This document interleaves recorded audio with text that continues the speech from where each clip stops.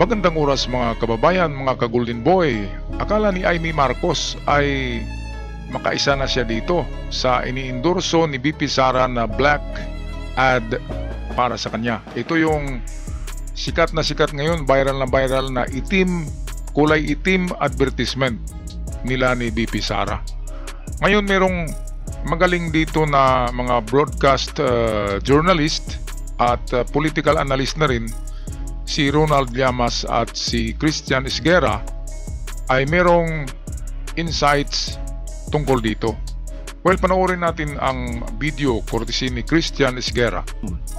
Campaign ad ni Sara at saka ni Amy Marcos, parang nagluluksa, di ba? Akala ko parody nung una, akala ko parody. Akala ko rin AI, pero apparently totoo, no? Pero sino kaya gumawa nun? Dahil, diba, yung pwede siyang spin negatively laban sa kanila. No? Oo nga eh. Medyo ang dark ng dating sa akin eh. No? Ang iitim talaga ng mga budhi nitong dalawang ito. Di ba? Pwede ganun eh. Ayan. Tama yung pwede sa nakadiliman. Gagawa ka ng ad. Yung walang room for, di ba? Ambiguity. Ambiguity, di ba? Ayan. So, ayan nga. Walang klaro eh. Dapat doon sila nagpagawa ng advertisement sa mga talagang agency na gumagawa ng ganyan. Katulad ko, nag-aral ako ng advertising arts sa San Carlos, Cebu. So alam ko yung about advertisement. Dapat kasi pumunta sila ng advertising agency kasi mas may alam ang taga-advertising agency kung ano akmang style o klase ng advertisement ang fit na fit kay Amy. Ngayon, sabi ni Llamas, ay sino kaya ang gumawa ng advertisement? Pwedeng i-spin pwedeng paikutin at gagamitin laban sa'yo. Ngayon, ito na yung sinasabi ko na Trojan horse. Ang Trojan horse ay regalo yun na kabayo, di ba, sa history? Regalo na higanting kabayo sa Troy para mapasok yung fortress, napakatibay, hindi mapasok ng mga Greek warrior ni na Achilles. Ito yung Trojan horse, yung kwento sa Helen of Troy, kung saan inagaw si Helen of Troy ng mga general ng Sparta, ng Greece, na kasama doon si Achilles. Well, ang Trojan horse ay ginagamit na parang itong parang simile lang sa figure of speech na nagpahiwatig na nagsasabi ng Trojan horse ay isang regalo na itong makadestroy sa'yo. Sa binigyan ng Trojan horse, ito ay hindi maganda. Kaya itong advertisement na ito na itim ay parang Trojan horse pala ito eh.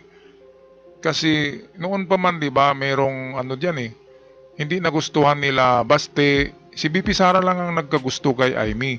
Pero yung mga kapatid ni Amy, sila Baste at yung isa pa Pulong at saka Harry Roque, hindi nila nagustuhan si Amy. Baka lang daw si Amy. Baka isang Trojan horse din.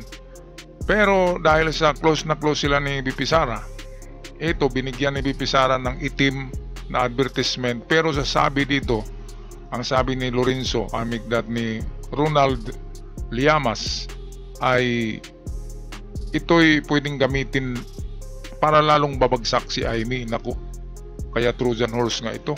Kawawa si Amy dito kasi noon namamangka siya sa dalawang ilog. Makakuha siya ng buto galing sa mga loyalista, makakuha rin siya sa mga DDS. So dalawang ilog ang namamangka siya, nagsasagwan.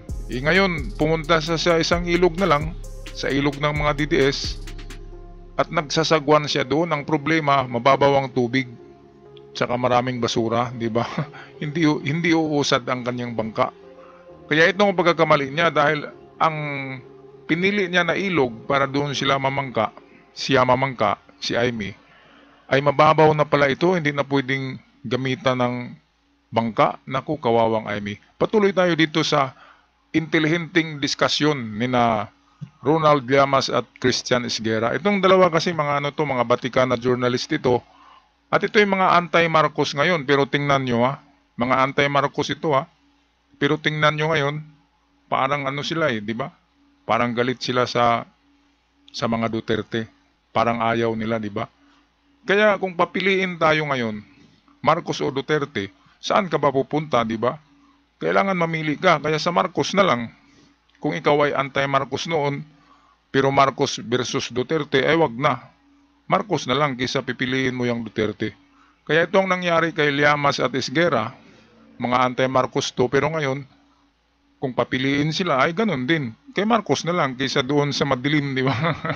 Team lagim, team madilim pa, di ba? Sabihin natin si PBBM ay team ng, sabihin natin, kasamaan. Pero mas grabe yung team lagim at team madilim at itim na itim, di ba? Grabe. Ito, patuloy tayo. Equivocation. Dapat malinaw na positibo lang para sa'yo. Itong ad na ito, pwedeng gamitin laban sa inyo. Tama. Oo nga. Itim. Ang itim ng mga budhinyo. Itim. Ibang level, no?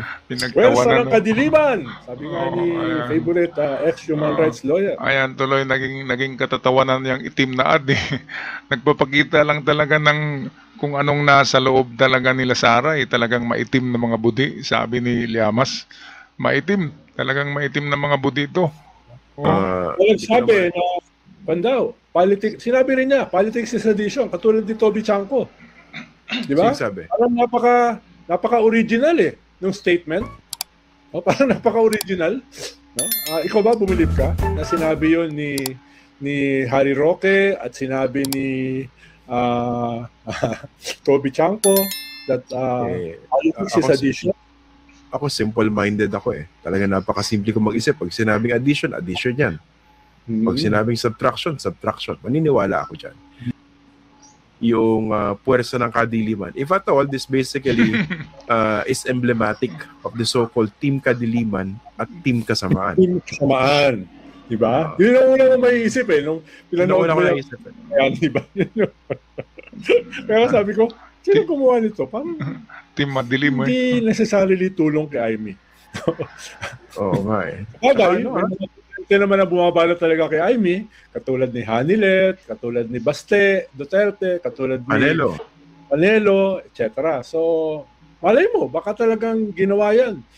Kunyari, endorsement, pero pagpapatuloy na pagpabagsak kay Aimee. Ayan, so, ito pala, kung totoo ang plano na ito, kasi si BP Sara lang ang kaibigan talaga dyan ni Aimee. Iba ka nga papagsakin si Aimee para isa na lang ang Marcos na nariyan sa gobyerno, di ba? Si PBBM na lang, kaya madali na lang, di ba? Pwede rin ganun. Kaya nga yung itim advertisement ay isang Trojan horse, kunwari regalo, pero yun pala yun ang magpabagsak sa career ni Aimee as senador. Dito mahirap kasi dapat dalawang bangka lang siya. Dalawang ilog siya. Diba? Pili-pili lang siya. Balimbing-balimbing lang. Ngayon, pinili niya na ang ilog ng mga DDS Kung saan ang ilog na yun ay mababaw pala. Mayroong mga bato, mayroong basura. Hindi makausad yung kanyang bangka. Kaya kung hindi makarating sa paruroonan ang bangka ni Aimee, ay talo siya, diba? Kasi ang pagkandidato ay tinatawag yan na political race. Karira yan, karira. Papunta doon sa finish line. Kung hindi makarating si Aimee sa finish line, talo siya. Dahil ang pinili niya na ilog ay maling ilog. Buti nga sa'yo, Aimee. Mabuti pa, nagbalingbing ka lang muna. Ngayon, nagpakita ka na DDS ka talaga. Kaya lagot ka. Lagot ka dyan sa mga DDS na yan. Balik tayo kina Esguerra at Llamas. Pero hindi pala akala ko talaga AI generated. Akala ko peke. Pero ang dark ng dating. Parang natakot ako, seryoso. Parang ako nanonood ng horror film. Okay. Ito po bang kasi si Senator Edu, dati niya nang pinredict na Aimee and Bato would lose. Pero ito bang endorsement ni Sara at ni Robin Hood Padilla, can this save her candidacy? I doubt it dahil una, practically 3 weeks to go na lang Dahil yung Holy Week kasi medyo wala namang kumakampanya dyan, di ba? Pag Holy Week. So So practically 3 weeks na lang. No? Sana in-endorse siya much earlier, no? Even before the official start of the campaign. No, ikalawa ay syempre dahil tumawid na siya sa isang ilog, dati kasi nasa lupa siya. Dati namamangka sa dalawang ilog, tapos namangka sa lupa, tapos ngayon sumasagwa na siya sa isang ilog. Ang problema, yung ilog na sinasagwa niya, ang daming putik. No? Ang daming basura. Ayan. No, parang ilog, parang yung kay Manny Villar. Hindi lang nga lumalungan. Sumasagwan. Ito ay sumasagwan sa ilog ng basura. Nako. Pero naman yung ginagawa niya rito. Kaya hindi rin ganun kabilis yung pagsagwan niya. Dahil ang dami kasing basura at saka mga kung ano-ano pang mababaho na nandun sa ilog na yan. Kaya as ikatlo ay siyempre mababawasan naman siya dun sa silent majority. Ayan, tama. Ang silent majority ay ito yung mga intellectuals, yung mga professional, yung hindi nakukuha sa mga gayuman ng mga DDS, di ba? Ito ang paborito ko tong si Llamas at si Esguerra sa ganitong mga point of view sa political analysis. Kudos nga pala sa dalawang ito. Sir, salute you. Llamas at Esguerra. Magaling tong si Llamas kasi dinadaan niya sa komedya pero merong laman. Kaya ito nga ang pagkakamali ni Aimee kasi pinili niya ang ilog ng DDS na ang daming lumot, nilulumot na mabaho na, maraming basura, sabi ni Llamas. At hindi uusad ang kanyang bangka, hindi makarating doon sa finish line. Sabihin natin hindi siya makapasok sa Magic 12. Kaya yan ngayon ang problema ni Aimee kasi nag-withdraw na dito lang sa channel natin marami nang nagsabi na hindi na nila iboto. Dati iboto pa nila yan ang mga taga-Samar iboboto nila, pero ngayon may nagsabi sa channel ko na taga-Samar na hindi na nila iboto kasi nagayuma ng mga Duterte. Pinasok ng alimatok yung kanyang utak. Ano bang nangyari kay Aimee? Presidente yung kanyang kapatid Kapatid yan Kung bibigyan siya ng project ni PBBM, di ba? Kung bibigyan siya ng project, siyempre kapatid ka, bibigyan ka niyan ng project. Magkapera ka rin, di ba? Pero ang problema, kinakalaban niya ang presidente.